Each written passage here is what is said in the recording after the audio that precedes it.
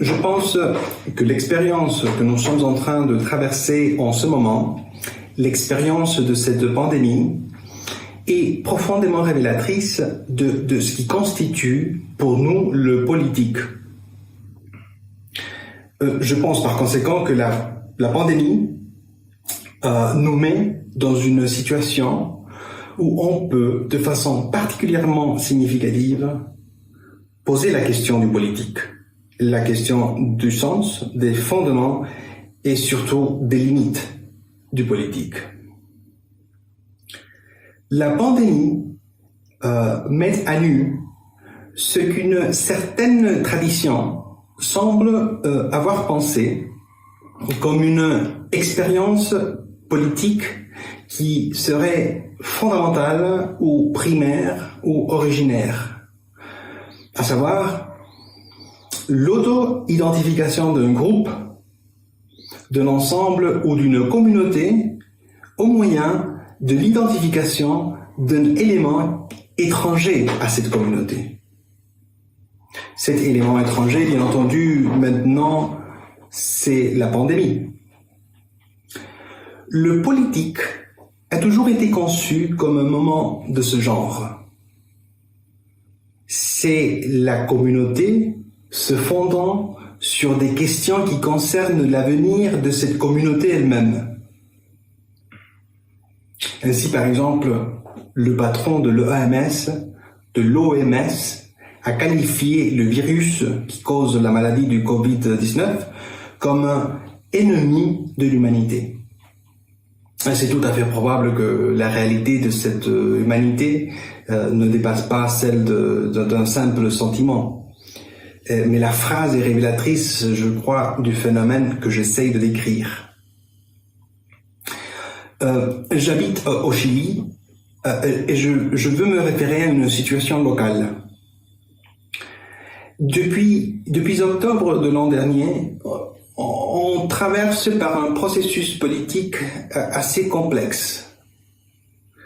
D'un côté, les profondes divisions sociales, économiques, raciales qui sont caractéristiques de l'histoire du pays, tout comme de l'histoire du reste de l'Amérique latine probablement, sont montées à la surface. De notre côté, les fondements idéologiques du système politique et économique qui a été instauré pendant les années 70 et 80, c'est-à-dire pendant la dictature de Pinochet, ces fondements craquent. Depuis octobre, personne n'est resté à l'écart de ce processus radical de redéfinition et surtout de confrontation politique. Or, ce mouvement dans la force qui est à la fois festive et violente, politiquement définie par la désobéissance et la révolte plutôt que par un discours articulé de dirigeants politiques, ce mouvement s'est vu interrompu, peut-être même étouffé, en tout cas radicalement affecté par la pandémie.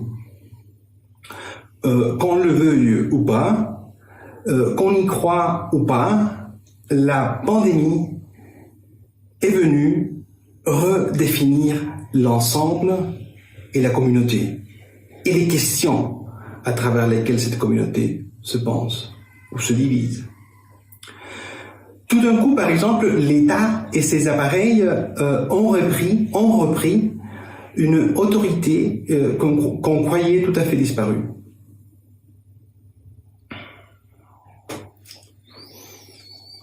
La pandémie est aussi, comme je disais tout à l'heure, une expérience des limites du politique. Et c'est, je crois, quelque chose de très singulier qu'il ne faut pas laisser s'échapper.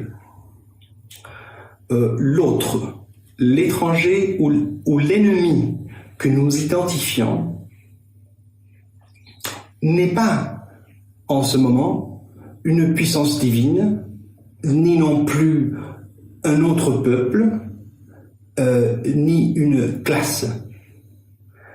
Il n'est même pas la nature, bien qu'il s'agisse d'un virus. Cet autre provient de nous-mêmes. Rassurez-vous, je ne suggère pas du tout que ce virus aurait été synthétisé par des services secrets ou quelque chose de pareil. Je veux dire que la pandémie, dans sa forme et sa signification, est indissociable des activités qui rendent possible aujourd'hui notre vie sur la planète. La circulation du virus qui cause la pandémie s'appuie sur le même dispositif technique ou techno-économique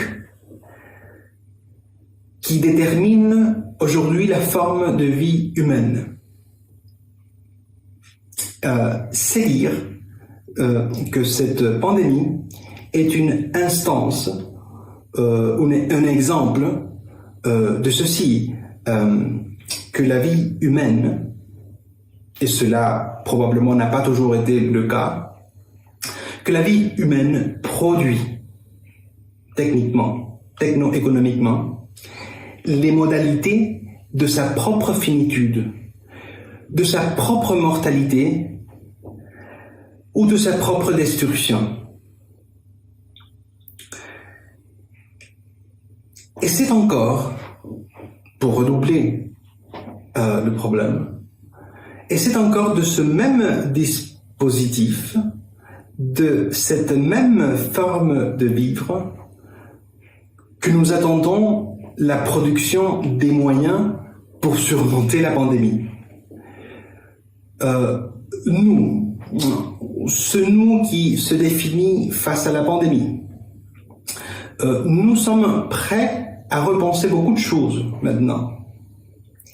Mais je pense que difficilement on oserait mettre en question que ce sera encore une fois, la ruse humaine, c'est-à-dire la technique ou la recherche, le développement, l'innovation, ce qui va nous sauver, ce qui va encore produire ou trouver la possibilité de vivre, la possibilité de ne pas cesser d'être, de ne pas finir d'être.